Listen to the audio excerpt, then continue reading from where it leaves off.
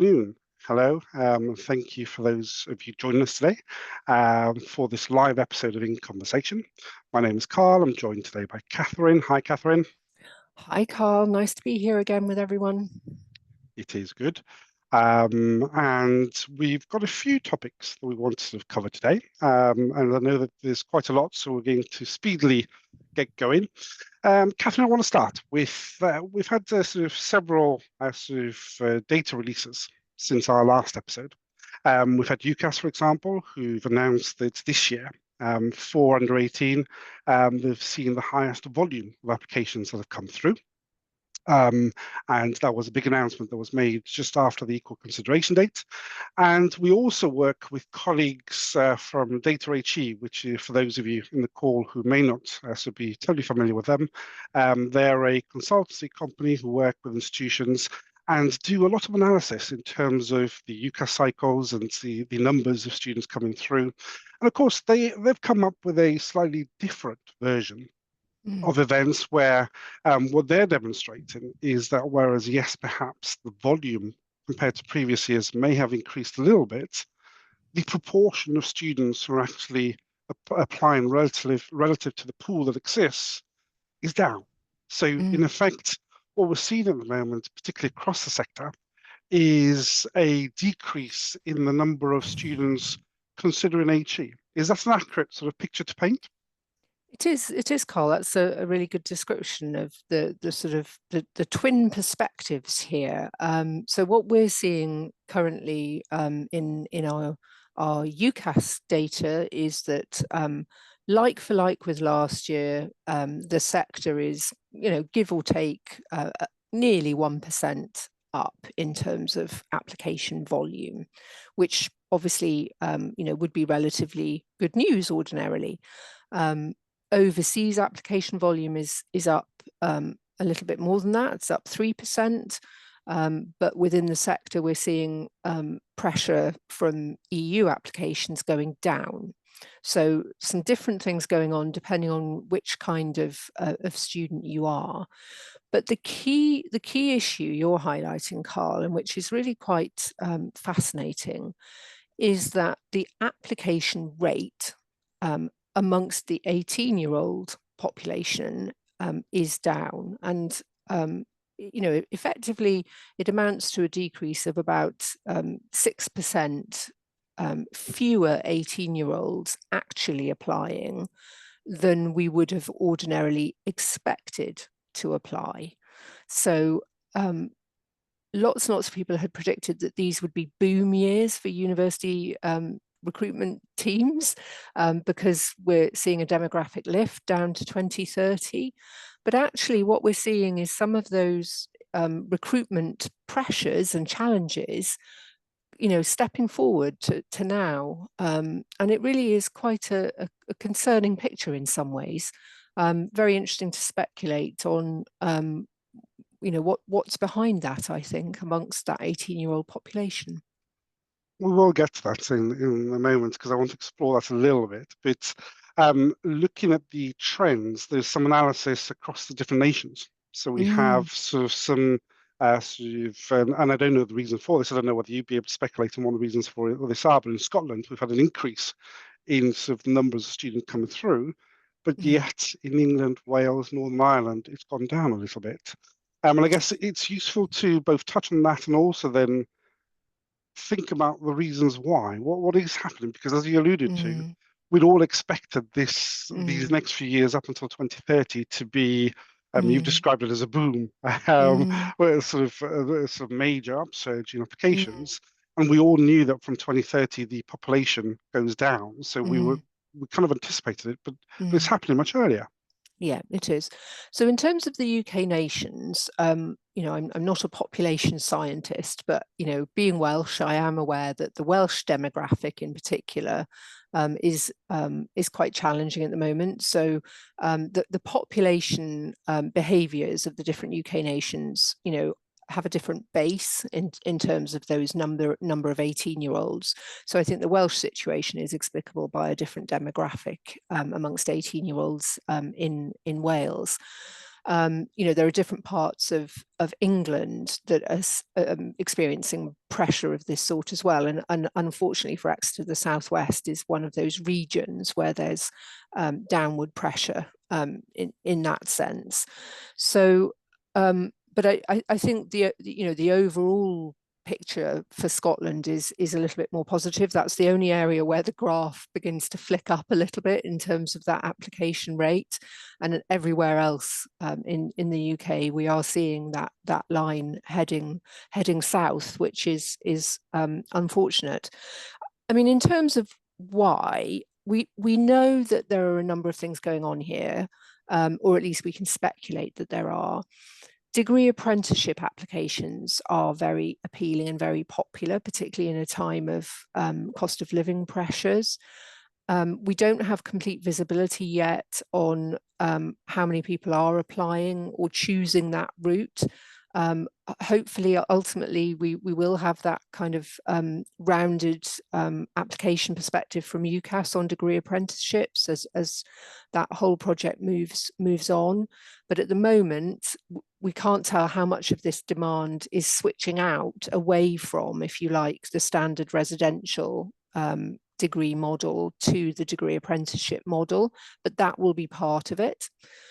I think clearly cost of living pressures themselves are very significant. There's some very interesting commentary in the higher education news around the weekend around how obviously we've got a situation where living wage and minimum wage increases now mean that somebody on minimum wage could have a salary that's higher than the threshold for receiving support for UKHE.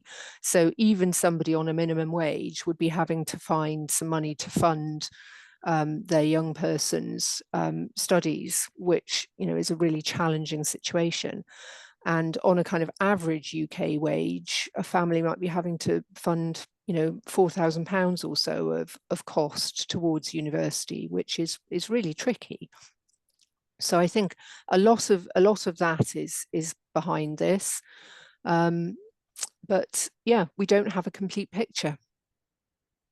And I'm going to do a very shameless plug for us in terms of where do students find that additional amount of money. We've got things like the Access to Exeter Bursary, which is an automatic assessment on students applying to us. We will automatically assess based on household income, and they will be provided with what is in essence free money. They don't need to pay back.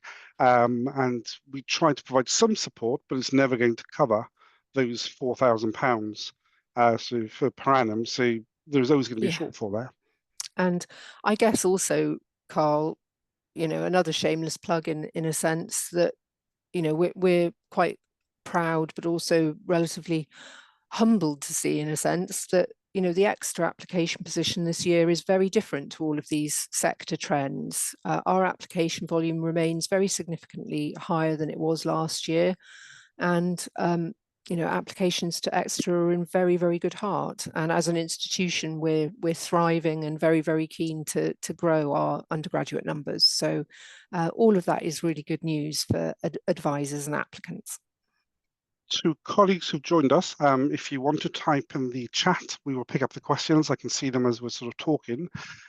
Katherine, in terms of, we touched on this last time, in terms of opportunities for students in this cycle, we're seeing a sort of a decrease in interest in HE, but we're seeing an increase in places amongst sort of institutions. So does that mean that for students in the current year 13 cycle, and even we look beyond as well, there'll be greater opportunities for them? I mean, that's what pure mathematics tells us.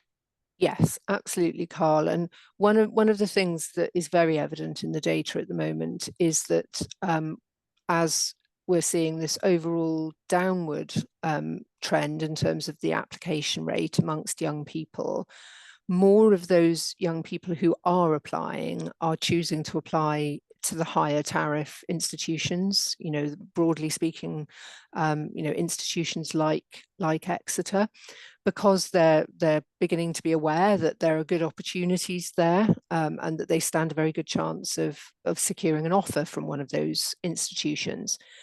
We can also see in the data for the live cycle, so this is kind of real live cycle insight, that both amongst our immediate kind of peer group institutions, the ones we sort of compete with at Exeter, but also the sector more broadly, there are more offers in play. So there are 4% more offers so far this cycle in the sector as a whole, but 16% more from those higher tariff institutions.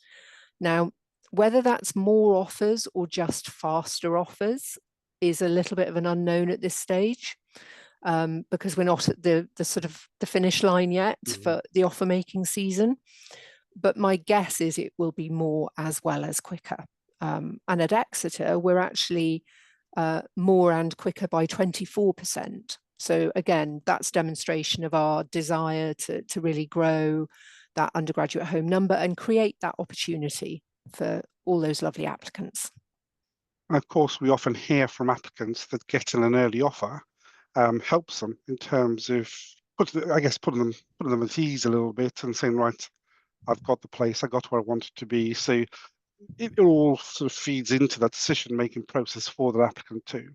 Yes, and I've been whenever I need a boost, I go and have a look at some of the social media sites and listen to all those young people chattering away about how excited they are to have had their offer from Exeter, which is really lovely to see.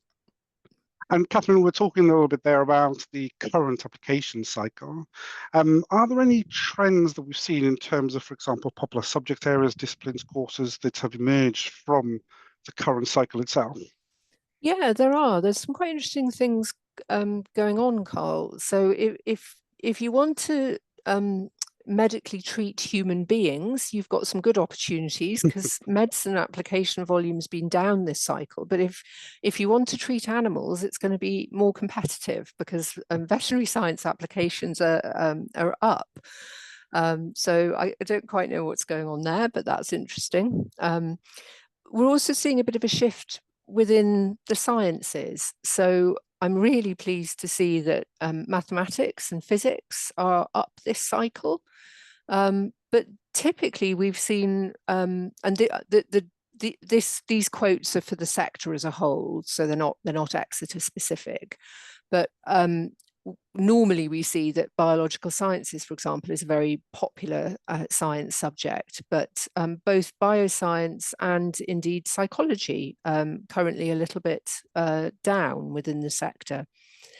I think the big trend, I might have mentioned this last time, Karl, is real popularity amongst those vocationally oriented subjects. So engineering is up significantly, law is up significantly, business is also up. So those things seem to be in very good heart. I guess the slight surprise is computer science, which is down currently by quite some way. So not quite sure what's going on there, whether some of that demand's moved out into other parts of engineering, whether people have heard a little bit too much about artificial intelligence and all of the dramas that's going to create, but that's what we're seeing in the data. And of course, that's strange, peculiar, because computer science had an upsurge over the last few years. So to see it come down again is as odd as medicine going down too, when medicine was going up and up and up for many, many years. So yes, I mean, I just wonder whether some of that's wrapped up in the other changes we're seeing, because computer scientists might often be also taking a maths A level and just be deciding to do a straight maths degree. Who knows? But interesting anyway. So looking ahead, Katherine, and I can't believe we're going to talk about this now, but clearing in August. We're not even finished the offer-making process, but we're now going to be talking about the clearing process. What can we expect there? So what do we think will happen at that stage? Will we see greater opportunities for students to be able to trade up because there'll be more places available through that process? What are we thinking?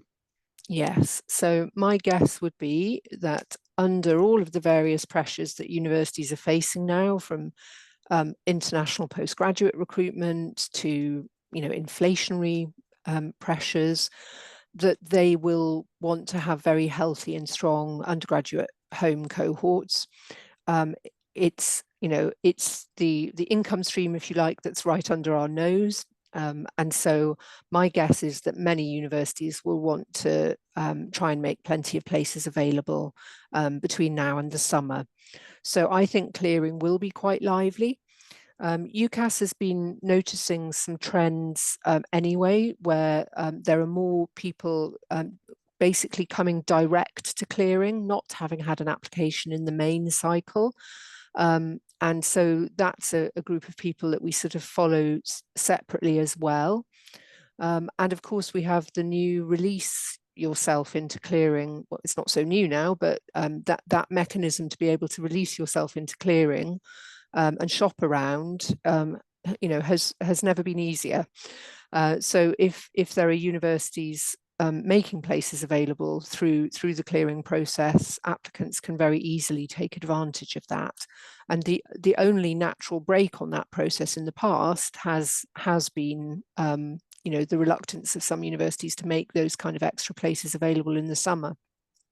So I think we'll see a very lively clearing period. I think that for students who want to have another look, perhaps trade up if they do better than they expect, or see that there are universities offering places at grades that they can meet, then there'll be plenty of opportunity to have a look. And the best way for students to do that is looking at our websites and the clearing specific pages which detail all the vacancies at that stage. Yes, so there'll be central information on clearing vacancies via UCAS, but we will be offering a service where you can register early for clearing information. You don't have to be properly eligible for clearing to do that. If you're just a bit anxious or worried about your results, you want to make sure that you've got some information about what's available to Texter at your fingertips on results day morning, then you'll be able to sign up for that that information. No obligation, no pressure, but it'll just take you through very smoothly to the clearing application if you do want to pursue that and you haven't got another place at that point. Mm-hmm. Okay. And Katherine, for not just those students, but the current year 13, so maybe they may have more offers than they expected to receive, so they may be dithering on which choices to go for. What's the best way for them to actually engage with an institution and find out more about each and every institution? So how do they make those choices? Yeah, I mean, I think choosing your firm and your insurance can be tricky. On the other hand, you know, many of the applicants I speak to have had a top 2 or 3 all along from within their group of 5. And you know, the only trickiness comes if they don't get the first or second institution that they were really fixed on at the beginning. I think it can be tricky when offers all bunch, particularly in that kind of AAA space. And it can be complex sometimes to get an insurance choice that is genuinely lower than your firm choice. And you can sometimes be weighing up very different dynamics, like, do you really want to be in London, or would you like to be, you know, somewhere further out that's less expensive, or perhaps, you know, has a campus dynamic, and you might be uncertain as to what would be right for you. I do think making use of all of the offer holder in-person and virtual events that universities run is a good idea. Trying to visit, maybe talking to some current students via a kind of unibuddy type approach. Most universities have got some information on their website about how you can ask a question like that and get a student's view. And really just thinking very carefully about the course. And we know that for our home students, the course and the subject rankings, for example, are really important, almost more so than the overall institutional ranking or prestige. So that tells us that young people are really concerned to choose the right course for them. And I think that gut instinct around the course that you really like and how it's been presented to you through the recruitment process is really, really important. But anyone who's got any particular queries, you know, universities typically have a contact form on their website or an email address for the admissions office, And we really love being able to help people and sort out their queries. So just reach out. Okay. Katherine, I want to talk about the UCAS tool that's been promoted at the moment, the historic entry grades tool that exists. For colleagues from the call may or may not be familiar with it. Let's start with the first obvious question. What does this do? So the UCAS historic grades on entry tool has been in development for some while, and it's had a few iterations. And basically what it does is it gives you a view of the grades at which an institution has actually recruited, as opposed to the grades that it's put in the prospectus as the typical offer. And that is quite interesting and important information, because generally speaking, there can be a gap between the typical offer in the prospectus and the grades at which a particular discipline has actually admitted students. So if I put it like that, it probably sounds great to you, doesn't it, Karl? And you would think that was gold dust. However, there's a but, which is that the data is quite aggregate. So it bundles up a lot of information about different types of student. And so it's not a particularly precise indicator of what will actually happen to you as an individual, because it's not capturing all of the nuance around, for example, contextual offer making. And at Exeter, probably by next cycle, we will be making a very significant percentage of our offers as contextual. And so, that can have a significant bearing on the average grades at which we admit.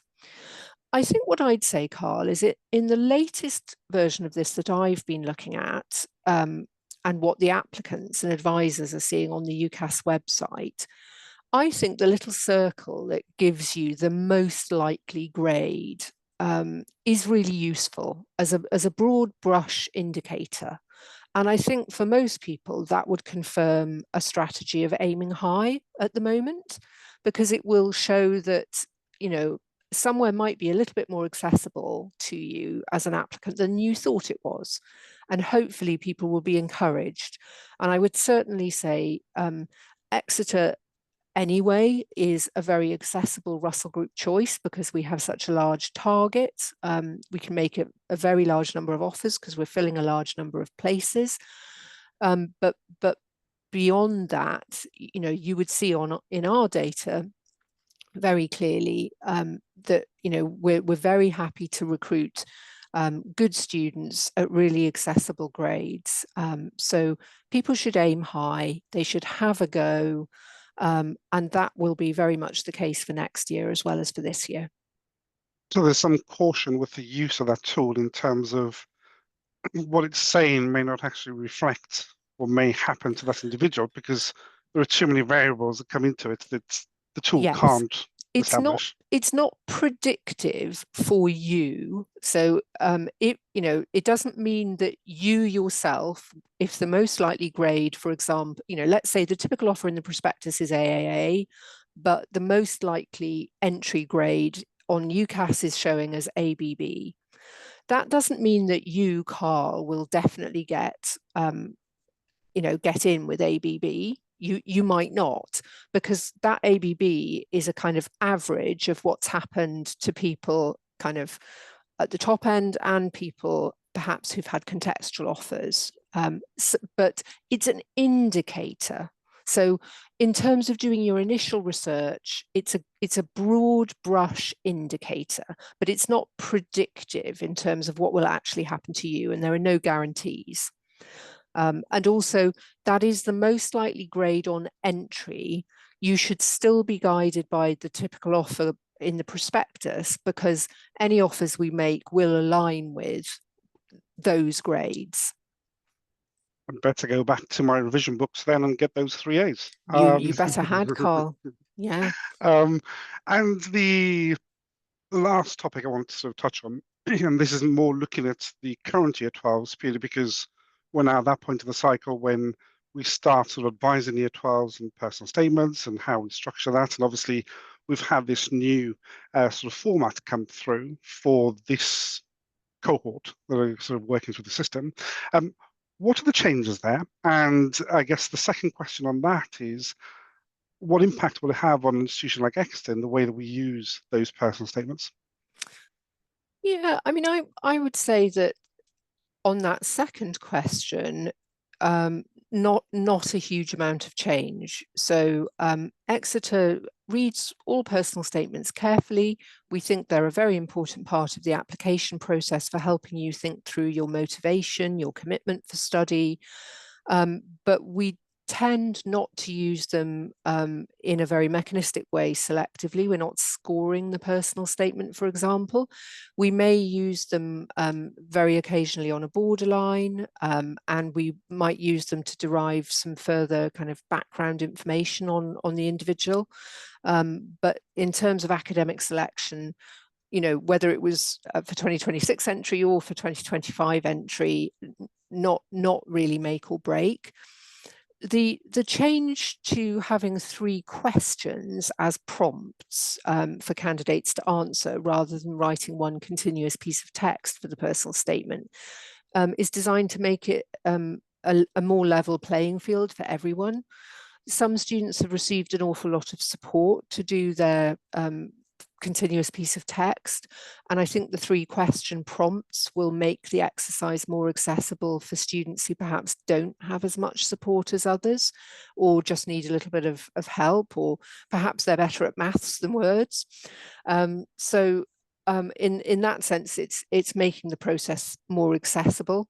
And there is some flexibility as to how you allocate your character limits, if you like. So each of the 3 sections has a minimum character count, but you can write more, for example, in section 1 than in the middle section. And I would probably tend to advise that on the whole, because we're most interested in why you've chosen the particular course you have. And we don't particularly want to have a very detailed write-up of each of your A-level or IB hires or other subjects that you're taking. That's not really necessary. So using it flexibly and adaptably is probably the best way forward. In essence, what you've described there is partly the advice we've always given in terms of the structure, the format of what we wanted to see as a long, but broken down to 3 sections for students to be able to navigate around that, and made it easier for them to do that. Yes. And I would still say, stressing also that the final, so the first question is about your intended subject and why you've chosen it. The middle question is really about the skills and knowledge that you've learned that prepare you for it. And the third section is really about you and your extracurricular achievements. But what we would always have said before remains true. We're not interested in a big long list of sports teams you've been captain of or young enterprise schemes you've triumphed over. It's the reflection on things that have changed and developed you as a person that's important. So picking a few examples and talking about them in a really reflective way is more important than making a big long list of great things about you, even though those great things about you are definitely true, Karl. Absolutely. No lies there. Right. We've come up to half an hour and we've explored some issues today. A huge thank you to those who've joined us. If you've got any questions, you can type them out now as we're wrapping up and we can pick them up. I hope you find this useful and I hope you find it sort of valuable. But please do get in touch if you have any recommendations on themes for future topics and sort of episodes. We're back on the 19th of May, so we take a break for April. And we're back on the 19th of May, when by then we should start seeing sort of particular trends in sort of students firming up those options. So we're getting close to that stage. So please do sort of join us then. But otherwise, a massive thank you, Katherine. Thank you for your time. And we'll be back in sort of a month and a half's time. No problem. Nice to be here. Thank you.